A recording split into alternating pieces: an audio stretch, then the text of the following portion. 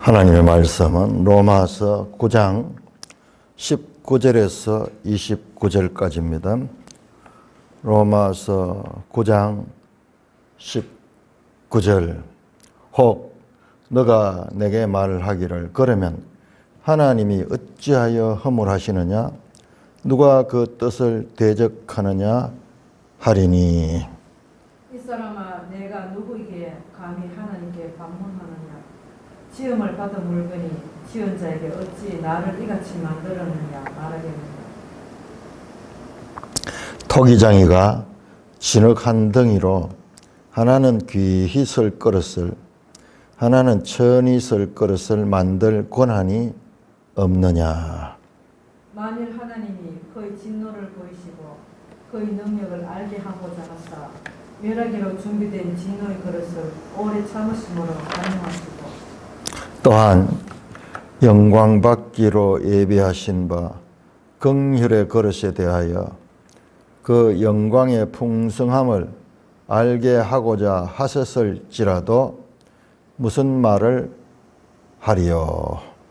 이 그릇은 우리니 곧 유대인 중에서뿐 아니라 이방인 중에서도 부르신 자니라. 호세아의 글에도 이르기를 내가 내 백성 아닌 자를 내 백성이라 사랑하지 아니한 자를 사랑한 자라 부르리라. 너희는 내 백성이 아니라 한 그곳에서 그들이 살아계신 하나님의 아들이라 일컬음을 받으리라 함과 같으니라. 또 이사야가 이스라엘에 관하여 외치되 이스라엘 자손들의 수가 비록 바다의 모래 같을지라도 남은 자만 구원을 받으리니 주께서 땅 위에서 그 말씀을 이루고 속히 시행하시리라 하셨느니라. 또한 이사야가 말한 바 만일 만군의 주께서 우리에게 실을 남겨두지 아니하셨더라면 우리가 소돔과 같고 못 같았으리라 함과 같으리라. 하나님 아버지 은혜를 감사합니다. 오늘 이 놀라운 하나님의 구원의 경륜을 잘 깨닫고 잘 전할 수 있게 선하게 인도하여 주옵소서. 예수님 이름으로 감사하며 기도드리옵나이다. 아멘.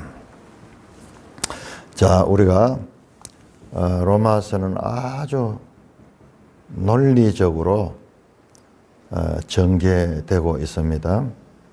그래서 우리가 이 말씀 한 절 한 절에 은혜 받는 것도 중요하지만 이 논리적 흐름을 놓쳐버리면은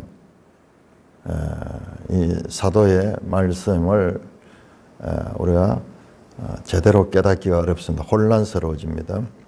자, 일단 9장이 9장에서 11장까지가 완전 새로운 단락으로 나왔는데 1에서 8장까지 제가 지금 10장을 공부하고 있는데요. 보니까는 여기가 핵심이야. 여기가 핵심이야. 우리는 지금까지 여기가 중심이 안 돼요. 여기는 보세요. 여기는 개인의 구원. 개인의 구원입니다. 이 개인의 구원 어떻게 이신칭의 그리고 8장 31절에서 39절에 이 개인의 구원의 대단을 마치면서 하나님의 그 구원의 놀라운 은혜 그리고 이 영광스러움 성도의 영광스러움 현재적으로 어떠한 어려움이나 어떠한 환난도 우리를 그 하나님의 그 구원에서 뺏을 자가 없다. 그래서 엄청난 영광송이 울려 나옵니다. 자, 이렇게 하나 끊어졌습니다. 그리고 자, 그런데 이것은 9장에서 13장은 다시 유대인과 이방인 주제로 넘어갑니다. 이방인 시작하면서 내 동족 이스라엘에 대한 그리고 10장에 가면은 내 동족 이스라엘에 대한 안타까움을 이야기를 하고 있어요. 이 이신칭이라는 하나님의 구원 역사에 있어서 이방인들은 쉽게 여기에 참여해서 구원을 받는데 유대인들은 자신들이 어렵다 생각하고 있고 율법의 행위를 가지고 붙들고 있기 때문에 오히려 그들이 그와 같은 특권이 그들을 구원에서 멀어지게 해버리는 거예요. 이들은 아무것도 없으니까는 그냥 믿고 구원받는데 이 사람들은 전통과 뭐 이런 것들이 있으니까는 거기에 얽매이면서 그 율법 행위를 자꾸 의지하다 보니까는 멀어지는 거예요. 그러면서 유대인과 이방인의 구원의 관계 이거는 그냥 유대인 이방 두 나라 같지만 그게 아니고 인류의 구원 경륜. 이방인은 모든 민족이에요. 모든 민족. 두 나라 같이 단순하게 이런 거는 유대인 이외에는 다 이방인들이야. 모든 민족의 구원. 그런데 11장에 가면은요, 하나님께서 다시 유대인이 지금 멀어졌지만 다시 유대인의 구원이 나옵니다. 구원이 나옵니다. 그러니까 이 유대인으로부터 하나님께서 구원 역사를 시작했고, 그 다음에 온 이방인에게로 넘어가고, 마지막에는 다시 유대인들을 구원하면서 인류 모든 구원 역사가 그 대단원이 마치게 되는 거예요. 그러니까 어마어마한 이야기잖아요. 아니 구약 전체는 뭘 이야기합니까?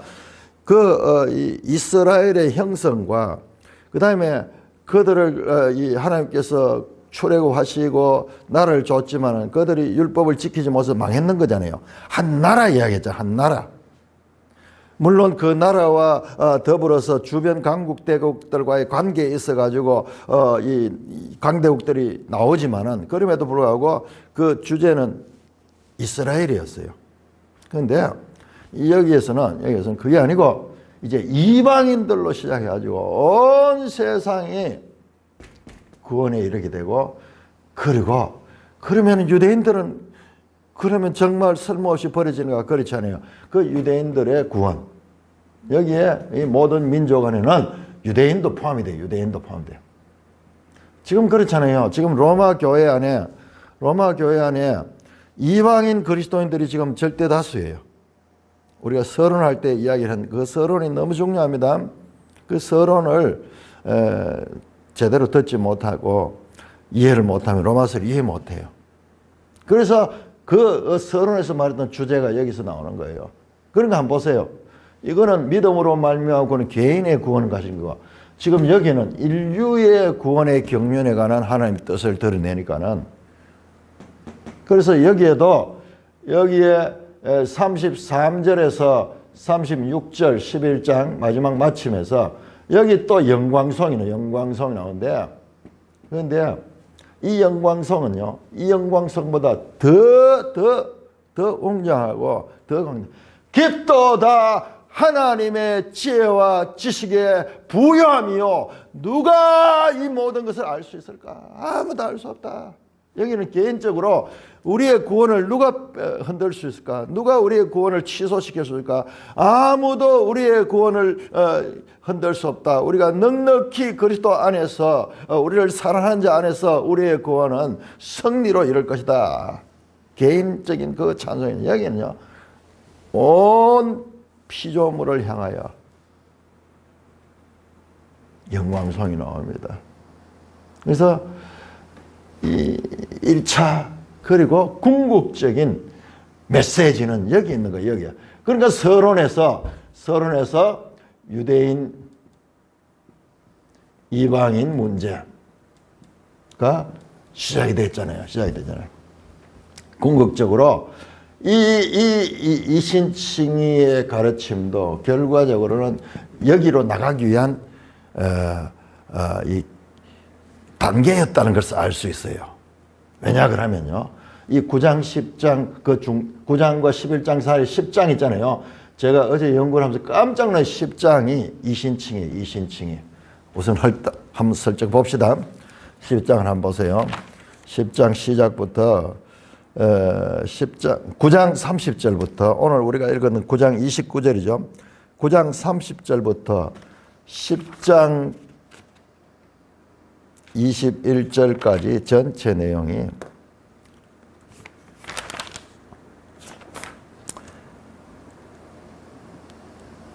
9장 30절부터 오늘 우리가 9장 29절까지 읽었거든요. 9장 30절부터 10장 20절 전체 내용이 한번 보세요. 시작하죠.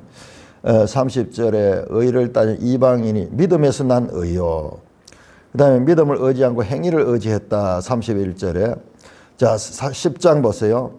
10장 4절 그리스도는 모든 믿는 자의 의를 이룬다. 그리고 6절에 믿음으로 말미암는 의. 믿으면 그러면서 계속 믿음으로 말미암. 다시 요 중간에 이 이신칭의 내용이 여기 들어있어요. 여기 들어있어요. 샌드위치 구조로 9장과 11장 사이에 그 핵심에 다시 이신칭의가 여기에 들어있습니다. 그러니까 지금 이 과정도 여기로 나오기 위한 과정이다. 그래서 사도 바울이 이 위대한 사도가 감탄을 하냐는 끝에 가서 깊도다 하나님의 지혜와 지식에 부유하며 누가 이 모든 것들을 알 수 있을까? 놀라운 성경 전체에서 가장 위대한 하나님의 구원의 경륜이 지금 여기에 풀어지고 있는 거예요.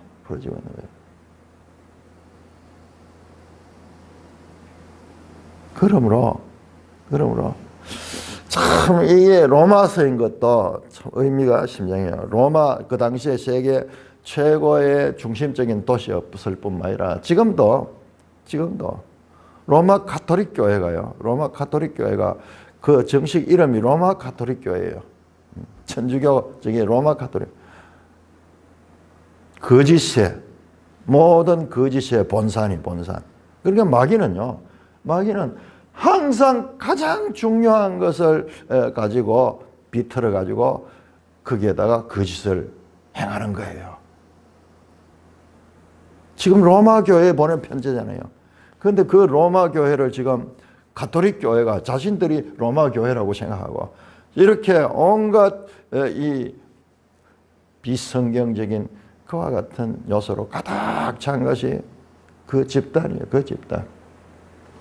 자, 이런 큰 흐름을 놓치지 않고 보는 것이 중요합니다. 이것을 봐내는데 수십 년이 걸려요. 수십 년이. 이번에 로마서를 이렇게 깊이 연구를 하면서 이것을 볼 수 있게 하신 하나님을 찬송합니다. 자, 다시 오늘 본문으로 들어가 보면은, 자, 본문에서 어제 우리가, 자, 주제가 로마서 9장 6절부터 1절에는 1절부터 5절까지는 이 동족에 대한 이 안타까움을 설명했고 6절부터 지금 말씀이 쭉 연결되었습니다. 6절부터 그 말씀이 연결되었습니다. 그러면서 이스라엘 역사를 설명합니다. 먼저 아브라함 족장부터 해서 그 다음에 이삭, 야곱. 자, 거기에서 핵심 메시지는 11절에 보니까는 하나님의 뜻이 행위로 말미암죠. 오직 부르시니로 하나님의 주권이 나왔어. 주권.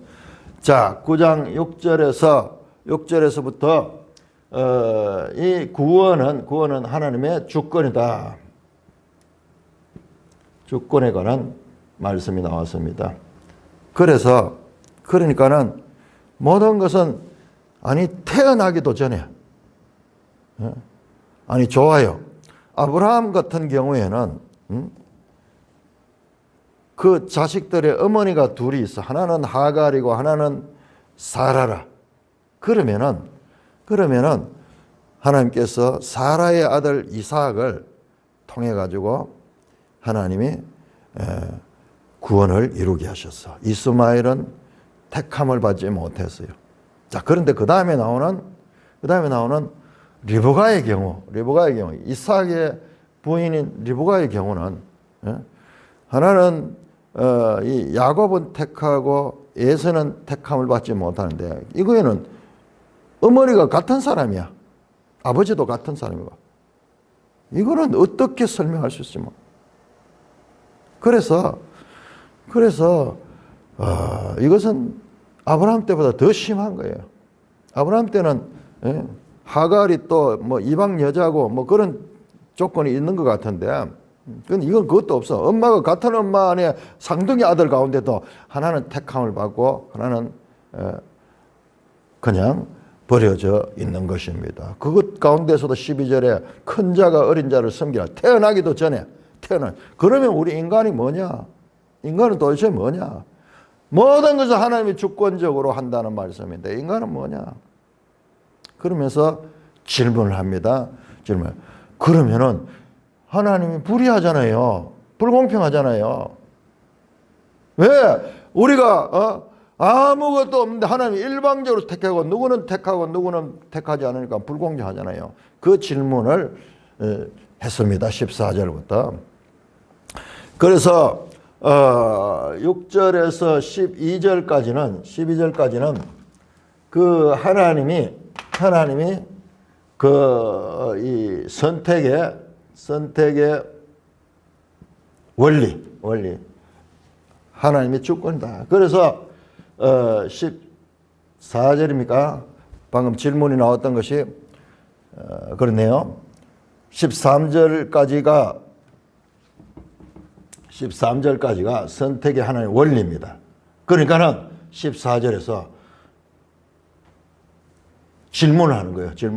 이 질문은 바울이 그냥 하는 것이 아니고 이와 같은 하나님의 선택의 원리, 하나님의 주권적 선택을 통해서 구원이 이루어진다는 것을 전도를 하면서 많은 사람에게 전했을 적에 사람들이 공통된 반응이에요. 오늘날 우리도 똑같은 반응. 그러면 하나님 불공평하잖아. 불의하잖아. 하나님 일방적으로 누구는 선택하고 누구는 버려두니까는 하나님 불의하잖아. 불의하신 하나님, 불의보다는 불공평하다. 그것이 하나님 불공평하잖아. 왜 누구는 택하고 누구는 버리던가. 모든 문제의 원인은 하나님께 있잖아. 거기에 대해서 바울은요, 오히려 거기에 대해서 오히려 더 적극적으로 하나님의 주권을 강조했어. 하나님 주권을 강조했어.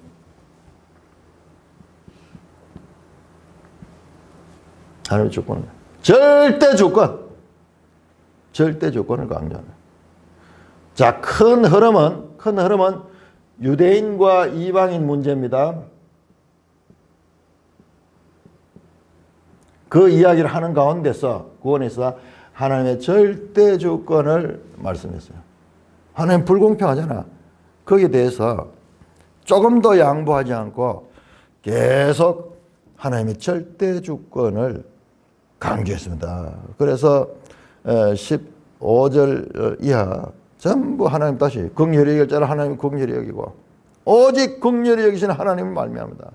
18절에 하나님이 그런 자 하나님이 하고자 하는 자를 긍휼히 여기시고 완악하게 한 자는 완악하게 한다. 그러면 사람의 입장에서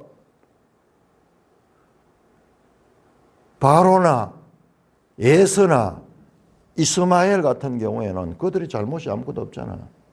그러면은 하나님이 책임도 묻지 않아야 되지 않겠느냐. 자, 오늘은 그 말씀으로 이어집니다. 이와 같은 하나님 불공평한 것에 대한 두 번째 질문입니다. 불공평하다고 느끼는 인간의 입장에서의 질문입니다. 하나님 불공평하지 않아요. 않습니다. 그런데 사람이 볼 때는 불공평한 거예요. 특별히 선택받지 못한 자들이 봤을 때는 불공평한 거예요. 그래서 두 번째 다시 하나님께 질문합니다. 혹 내가 내게 말하기를 그러면 하나님이 어찌하여 허물하시냐 누가 그 뜻을 대적하느냐 하리니 이게 무슨 말이냐 그러면은 하나님이 그렇다면 왜 사람들한테 심판하겠다고 야단치느냐 말이야. 책망 왜 하느냐 말이야. 하나님 모든 거 하나님 자기 마음대로 하시면서 사람은 아무 책임 없잖아요. 불순종한다고 왜 불순종하느냐고 하나님이 역정을 내시고 하나님이 구약 성경에 보면 선지자를 통해 가지고 이스라엘에 대해서 야단치잖아요. 내 백성이 말이죠. 소도 그 짐승들도 이 부모를 아는데 내 백성은 짐승보다 더 못하다 그러면서 야단 구의 말이 안 돼. 모든 걸 자기 마음대로 해놓고 왜 불순종하냐고 책망하고 허물하시느냐. 너희가 왜 그 뜻을 순종하지 않고 그 뜻을 불순종하며 대적하느냐. 그렇게 하리니 가상의 대화자처럼 자신이 우리 입장에서 우리가 자연스럽게 드는 그 생각을 가지고 대신 반문합니다. 자, 그와 같은 질문. 우리도 마찬가지죠. 어제도 하나님 주권에 대해서 이야기하면서 이 교회 역사를 보면 이 하나님의 주권 사상을 가리키면 사람들은 불쾌함을 느껴요. 불쾌함. 누구든지. 그러고 보니까는 우리도 은혜로 믿어서 그랬지만 이 부분에 있어서는 불쾌했어요. 저도 마찬가지로. 좀 찜찜했어요. 아니, 말이 안 되잖아. 저 에덴 동산에 그 사람들을 만들어 놓고 아예 그러면 선악과가 없었으면 됐으니까 그걸 만들어 놓고는 먹지 마라 하고 그걸 먹어가지고 그리고 너는 죄인다 그러면서 이게 좀 논리적으로 말이 맞지 않잖아. 자, 그와 같은 질문. 우리 인류가 가진 근본적인 질문이에요, 이게. 우리가 그냥 지나가서 그렇지. 우리 마음속 한 사람, 얼마 전에 보니까 여기 신다현 형제도, 야, 이런 내용 나오니 좀 기분이 찜찜한 게 기분 나쁘다 그러면서. 그래. 다 그래요. 왜 그러나 하면, 인간은 뭐냐? 그러면은, 인간의 자유는 뭐냐? 하나님의 자유가 그러하다면, 하나님의 자유는 절대적이고 주권적이고 영원하다 그러면, 인간은 뭐냐? 인간의 자유는 우리는 로봇인가? 우리는 뭐지? 우리 입장에서 이와 같은 반문이 생겨나는 것을 사도 바울이 스스로 지금 대신해서 반문해 주는 거예요. 자, 거기에 대한 하나님의 그런 우리의 불쾌함, 그런 의심에 대한 질문이 20절입니다. 거기에 대해서는 갑자기 어조를 바꿔가 이 사람아! 야 인간아! 이 말이에요. 호! 안트로포스!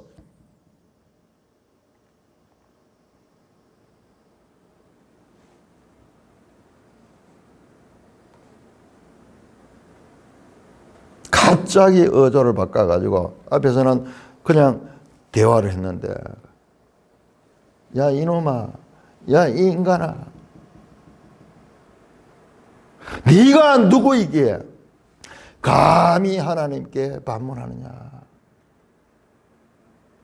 여러분 어제도 우리가 잠깐 나눠봤지만 이런 우리 속에 일어나는 불쾌함, 이런 하나님에 대한 뭔가 이 반발하는 심리, 그거는 우리가 우리의 판단을 가지고 하나님을 판단하는 거예요. 그렇잖아요. 하나님 불공평하잖아요. 우리 판단이잖아요. 우리의 현재의 판단은요. 그렇지만은 우리의 판단 자체가 공정하지 못해요. 그걸 모르는 거야.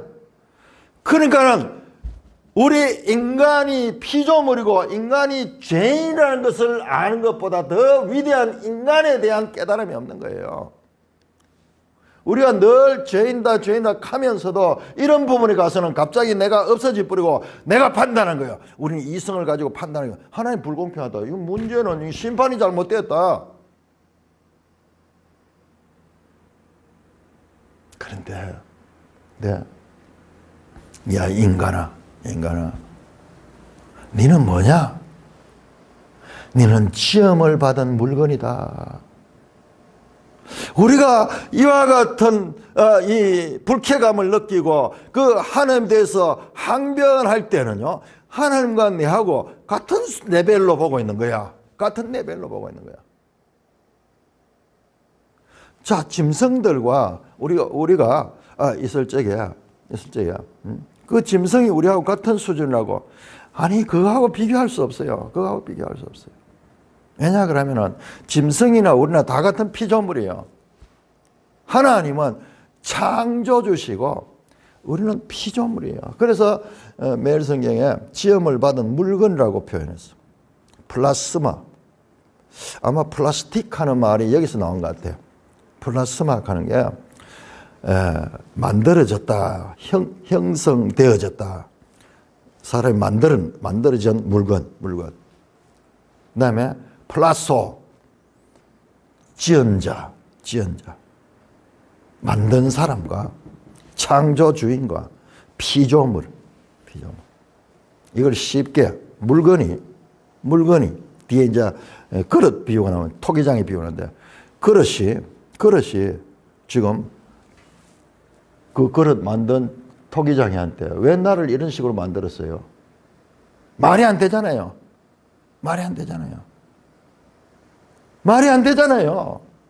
근데 우리가 그릇임을 모르고 더군다나 우리가 죄인임을 모르니까는 우리의 판단을 가지고 하나님을 판단하는 거예요. 그 자체가 얼마나 불의한가. 하나님이 불의한 것이 아니라 자기가 불의한 거예요. 자, 여기서 제가 이 말씀을 연구를 하면서 떠오른 비유가 있어요. 여러분, 혹시 마태복음 예수님 비유 가운데서 여기에 해당되는 비유가 생각나는 거 없습니까? 우리 많이 자매님 뭐 하나 떠오른 거 있어요? 항상 잘 하니까는. 갑자기 하니까는 안 나오죠? 자, 한번 마태복음 20장 한번 열어보세요. 마태복음 20장. 자, 그러니까는 제가 이번에 우리가 마태복음을 깊이 연구했는데 로마서를 하는데 얼마나 놀라 뿐만 아니라 이 로마서가 전부 마태복음과 밀접하게 연관이 되는 거예요. 뿐만 아니라 아마 이 성경 전체가 그렇게 되었을 거예요. 자, 20장 1절부터 16절까지 예수님께서 포도원 품꾼 비유를 합니다. 주인이 아침에 일찍 나가가지고 품꾼들을 불러가지고 일을 시켰어요. 약속을 했으면 하루에 한 데나리온 주겠다. 그래서 그들이 열심히 일했습니다. 너무 기분 좋았죠. 지금도 일용직 나가가지고 새벽부터 나가 인력시장에 나가 기다리다가 거기에서 일거리를 찾고 나가는 사람이 있고 기다려도 일거리를 찾지 못한 한 9시 넘어가면 이제 끝이라. 그 전에까지 새벽부터 나가지고 기다리다가 나머지는 다시 일을 못하고 돌아가면 그냥 돌아가는 것이 아니라 뭐 할 일이 없으니까 술도 마시고 뭐 이러면서 돈을 또 더 쓰게 돼. 안 그래도 형편이 어려운데 참 비참한 상황이 되는 거죠. 그러니까 그날 일당을 받기 위해서 일하러 가는 사람은 행운아들이야. 다 갈 수 있으면 좋은데 가지 못한 사람들이 많이 있어. 그러니까 너무 감사하게 계약을 했는데 하루에 한 데나리온 했어. 그런데 이 주인이 한 10시쯤 돼가지고도 또 사람을 품꾼을 데려가지고 그 다음에 몇 차례 가가지고 이 주인이 품꾼들을 도는 것은 포도원에 일시키기보다도 이 주인은 그 품꾼들을 위한 사람 같아. 그래서 마지막 다시 가가지고도 6시에 일을 마치는데 다시 가가지고도 사람을 불러왔습니다. 그래서 나중에 이제 일당을 지급을 하는데 늦게 온 사람부터 지급을 하는 거예요. 그래서 한 데나리온을 주는 거예요. 1시간밖에 일 안 했는데. 그런데 그 다음에 온 사람 한 2시간 일한 사람 그것도 한 데나리온을 주는 거예요. 3시간 일하면 한 데나리온을 주는 거예요. 그러니까는 가장 거기에 대해서 주인에 대한 불만을 가진 사람이 아침에 일찍 와서 일했던 사람들이에요. 주인을 대해서 분노합니다. 주인을 대해서 분노합니다. 자, 우리 한번 볼까요? 그들이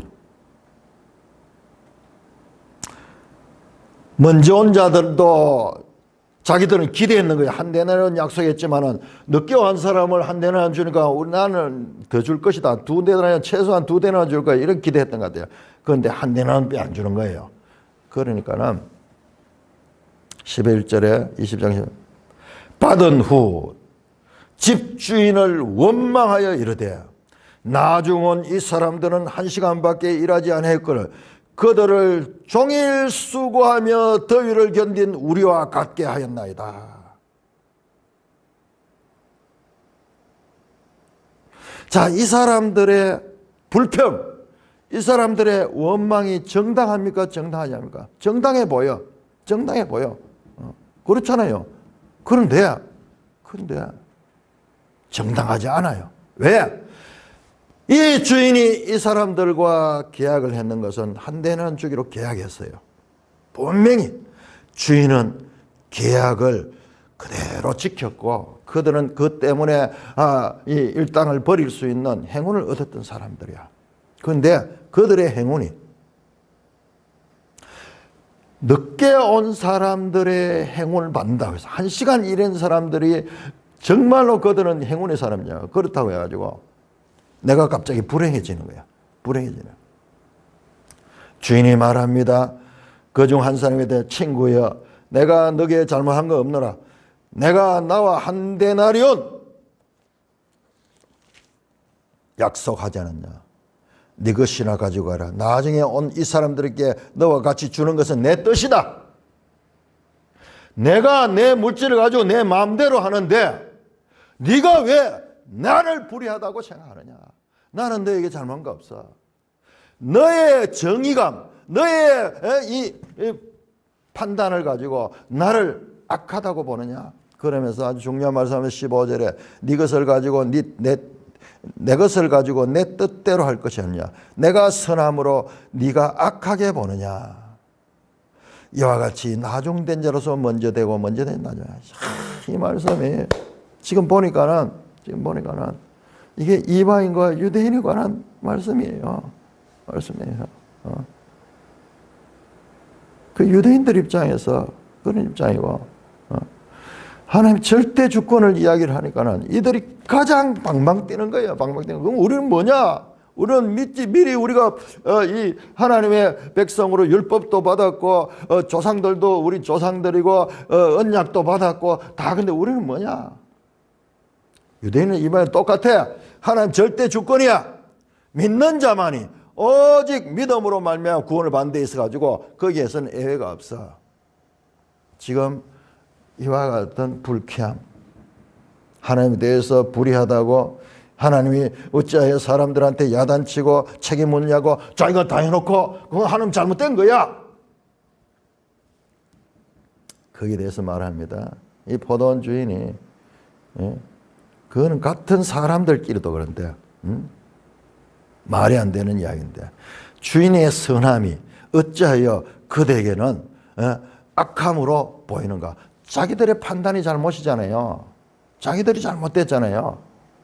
자기 눈에 티는 못 보면서 남의 지금 들보를 보는 거와 마찬가지잖아요. 그러니까 우리 인간의 이 이성이라는 것이 이렇게 때때로는요 어처구니 없는. 그래서 우리 사람들이 하는 짓을 보면 어떤 것을 보면 참으로 이해할 수 없는 그런 행동을 하는 거예요.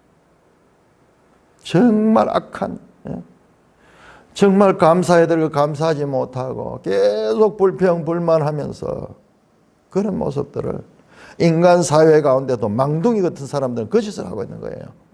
그러면서 또 떳떳하게 자기들이 정의롭다 그래. 자기들은 정의화하시는 거지.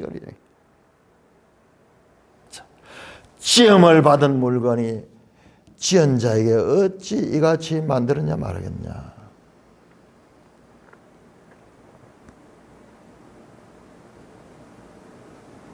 바울은요 조금 더 양보하지 않습니다. 오히려 더 절대 주권, 하나님의 절대 주권을 더 강화하면서 예를 들어서 설명합니다.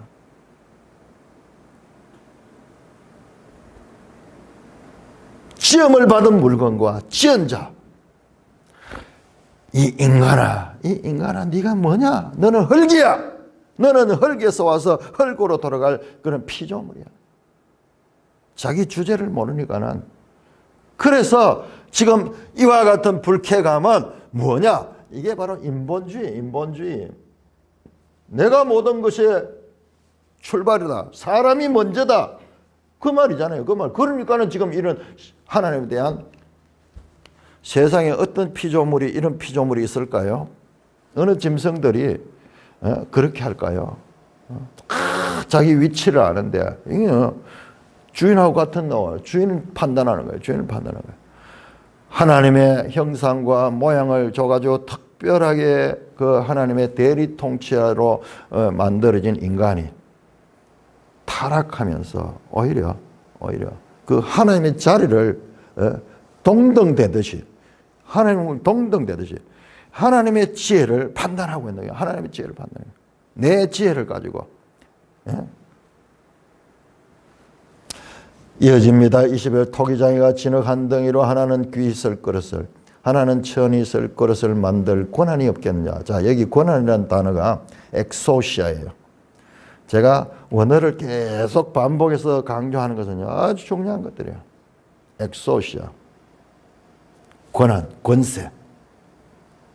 토기장이가 진흙을 가지고 마음대로 자기가 만들 수 있다. 어떤 것은 천한 그릇 바깥에서도 비를 맞고 막 이렇게 해도 상하지 않을 그런 우리 단지 같은 것들 장독 단지 같은 거 그런 것도 만들고 그 다음에 아주 자기 같은 거 만들어가 집안에서 곱게 설 수 있는 그릇 그거는 토기장이가 마음대로 하는 거다.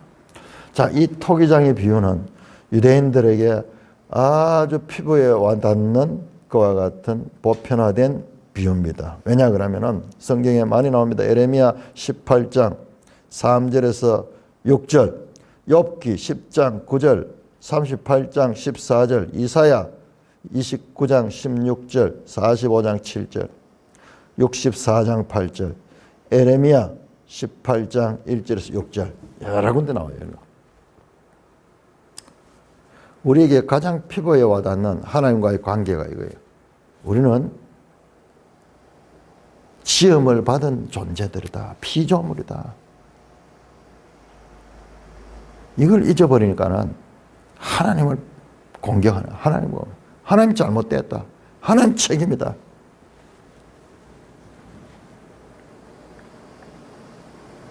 (22절은) 만일 하나님이 그의 진노를 보이고 능력을 알게 하시고자 멸하기로 준비된 진노의 그릇을 오래 참으심으로 관용하시고 또한 영광 받기로 예비한 긍휼의 그릇에 대하여 그 영광의 풍성함을 알게 하고자 하실지라도 무슨 말을 하죠? 아니 하나님 토기장이가 자기 마음대로 했다고 해야죠. 누가 말할 수 있냐? 그 그릇이 그리 말할 자격이 있느냐? 말이 되지 않잖아. 이것은 옳고 그름의 문제가 아니라 이것은 논리적 부당합니다. 있을 수 없는 일이다. 있을 수 없는 일이다.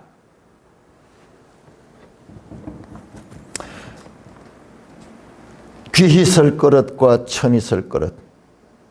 22절입니다. 만일 하나님이 그의 진노를 보이고자 그의 능력을 알게. 자, 여기에서 능력 나오죠.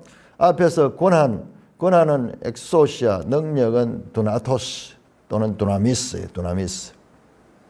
이 단어가 아주 비슷하면서도 좀 져요.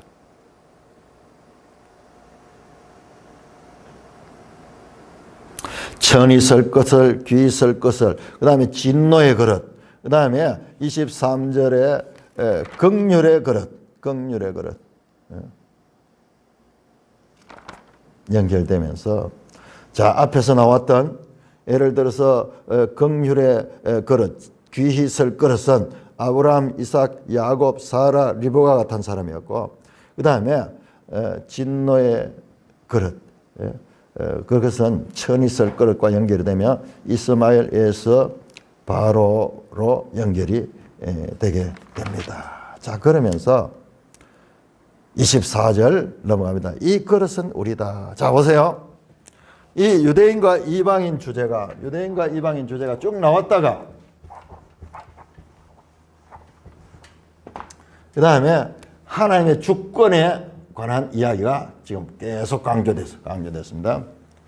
14절에서 23절까지 하나님의 절대 주권에 대한 강조 나와. 그 다음에 자, 이 내용을 갖다가 다시 이 주제, 유대인과 이방인 주제로 넘어가는데 자, 하나님의 절대 주권에 관한 비유를 가지고 그릇의 비유를 가지고 다시 유대인 이방인 문제로 물고 들어가는 걸 봐야 돼요. 다 얼마나 논리적으로 했는가. 자, 24절입니다. 이 그릇은 우리다. 우리가 누구야? 로마 교회. 바울 포함해서 로마 교회. 즉 유대인 중에서 뿐만 아니라 이방인 중에서도 부르신 자다.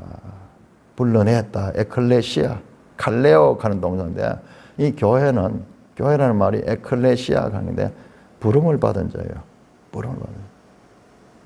14절에서 23절은 이 주제를 말씀하다가 하나님의 선택에 대해서 말씀하다가 그 선택은 하나님의 절대 주권에서 나오는 것이다. 구원은 하나님께 속한 것이다. 자, 이 주제로 이걸 하나님 절대 주권을 설명하고 다시 유대인과 이방인 주제로 일관되게 지금 넘어가면서 하나님의 절대 주권, 하나님의 절대 주권적 자유가 하나님을 불의한 폭군이라고 하는 비난에도 불구하고 바울은 한 발자국도 물러나지 않습니다. 오히려 그는 공세를 계속하여 백성의 구원을 결정하는 선택에 있어서 하나님의 절대적 자유, 무제한적인 자유를 강화하고 있습니다. 하나님의 절대적 자유, 하나님의 주권 자유. 자, 이게 칼빈이에요. 칼빈이 성경에서 가장 중요하게 받는 것은 바로 이거야. 하나님의 주권의 주권. 그리고 개혁주의 신앙 사상에 있어서 가장 우선순위는 하나님의 주권이 하나님 주권. 이걸 반해는데 이 성경 안에서 이것을 보고 이것을 정리했는데 1500년 걸렸어요. 교회 역사상 오면서 다 흩어져 버렸어. 뭐가 중요한지. 성경 전체에서 칼빈은 하나님의 주권 사상을 내세웠고 그다음에 그 찬동하는 개혁주의자들은 그 개혁주의 신앙의 근본이 바로 이와 같은 하나님의 절대 주권. 이는 무조건적인 선택. 자, unconditional election.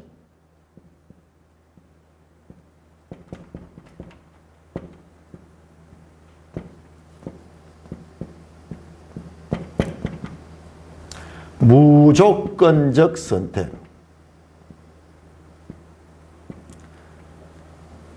나중에 우리 한번 이게 튤립 하는 게 있는데 이 돌트 회의 하는 데서 수많은 이 목사들이 모여가지고 이 성경을요. 여러분 그 당시로는 성경이 없잖아요. 많이 없잖아요. 그러니까 신앙을 성도들이 가르치는데 무엇을 가르쳐야 될 건지 원리, 기동 같은 것을 가르쳐가지고 그 뼈대를 가르쳐야지 이 흔들리지 않지 막 한 부분 쪽으로 막 이렇게 보고 이러니까 얼마나 혼란스러워요. 그래서 절대적인 교리를 만드는데 거기에서 나오는 튤립 교리 가운데 5개 가운데서 중요한 것이 이거예요. 구원에 있어서 하나님의 무조건적인 선택, 절대 주권. 반대로 하면 하나님의 절대 주권이에요. 하나님의 자유, 하나님의 절대 주권. 우리 인간의 입장에서는 우리의 어떤 행위나 우리의 그것이 아니라 무조건적인 하나님의 선택, 주권, 교리가 여기에서 만들어지는 것입니다.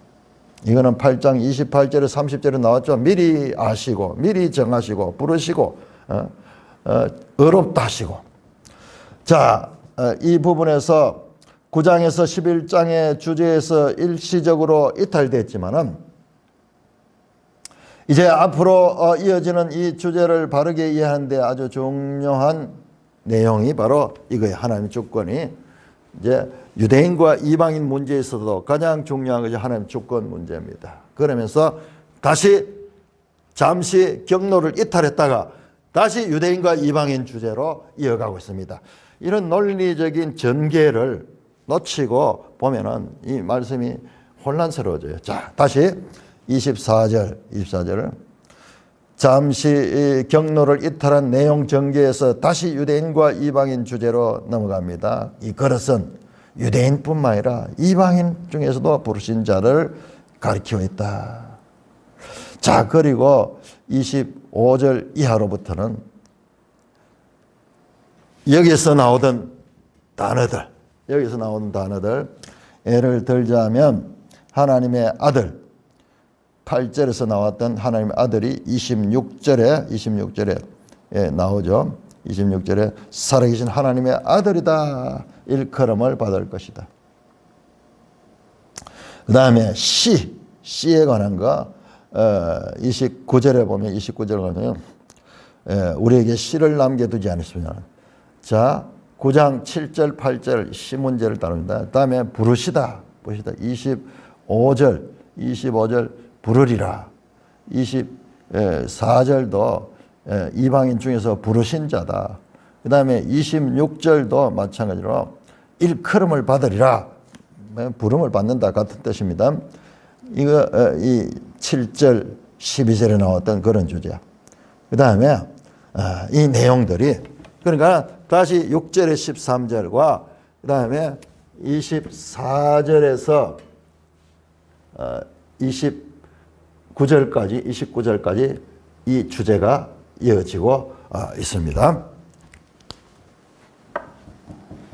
자, 그러면서 호세아의 글에도 이르기를 25절입니다. 25절 호세아의 글에도 이르기를, 호세아 2장 23절 내가 내 백성이 아닌 자를 내 백성이라 사랑하지 않은 자를 사랑한 자라 부르리라. 호세아가 누구예요? 호세아. 그리고 27절에 이사야를 인용합니다. 29절 또한 이사야를 인용합니다. 자, 여기도 보세요. 전개 인용하는 데 있어서 인용한다. 자, 여기서 인용은 족장이에요. 족장. 그러니까 이 아브라함, 이삭, 야곱, 이게 뭔가 모세오경이죠. 자, 여기에 인용이 나옵니다. 24절에서 9장 구약성경 동일하게 인용합니다. 여기는 선지자예요. 선지자. 호세아, 이사야.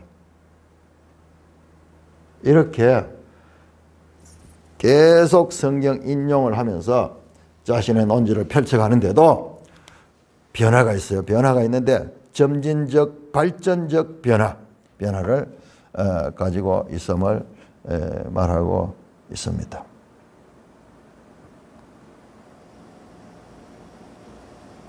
내 백성이 아닌 자를, 자, 이 내 백성이 아닌 자를 내 백성이라 하라. 호세아서에 이미 나와 있어요.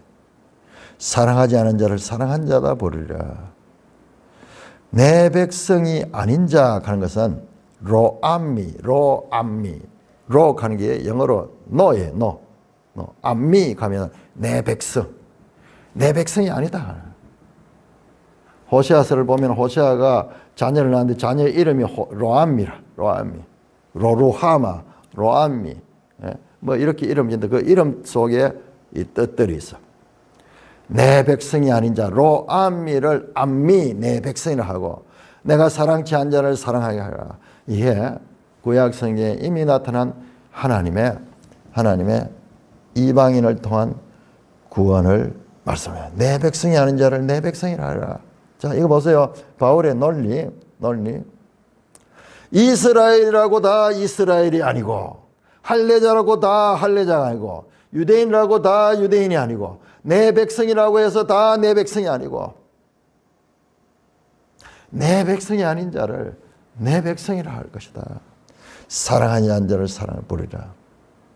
너희는 26절 내 백성이 아니란 그곳에서 그들이 살아계신 하나님의 아들이라 일컬음을 받으리라.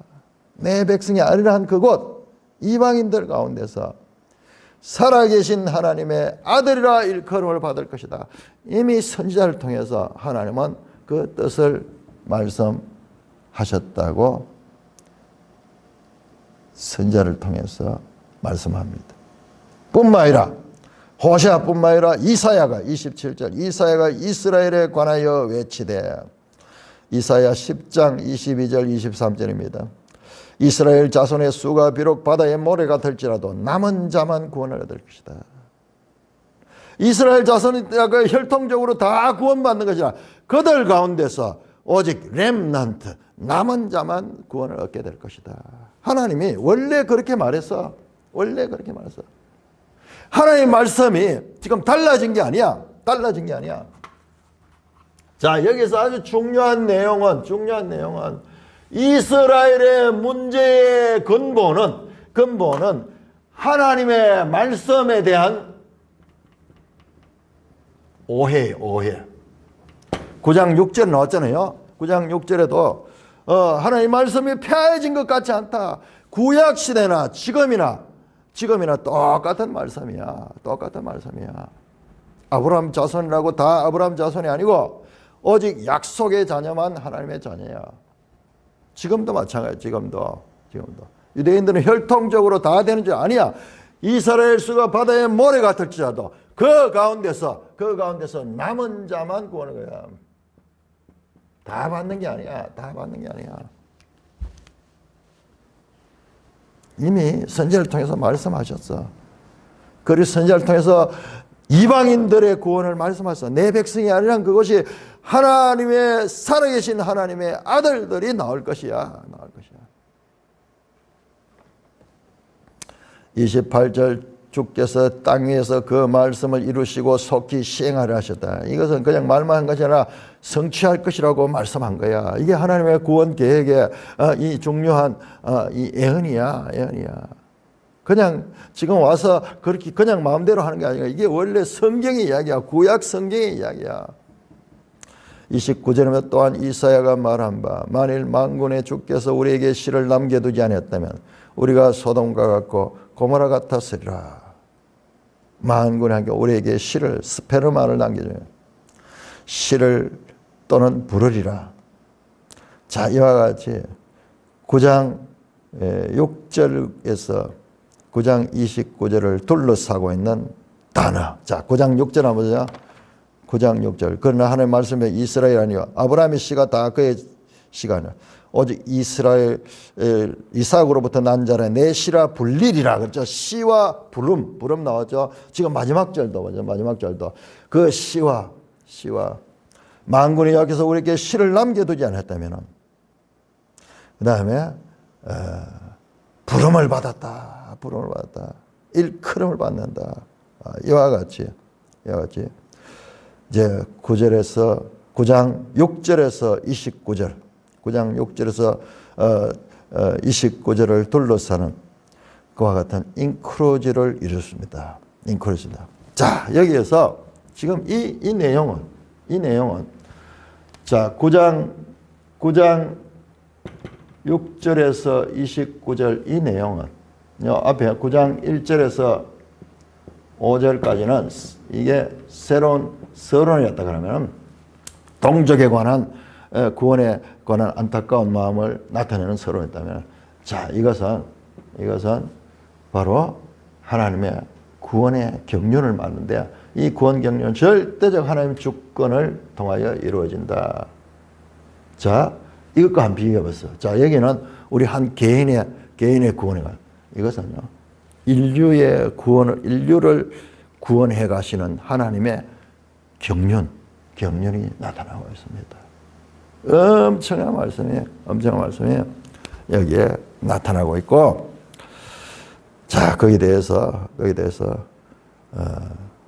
9장 30절부터 10장 21절까지는 더 자세하게 이 구원에 관한 하나님의 뜻이 계시가 될 것입니다. 찬송가 68장입니다.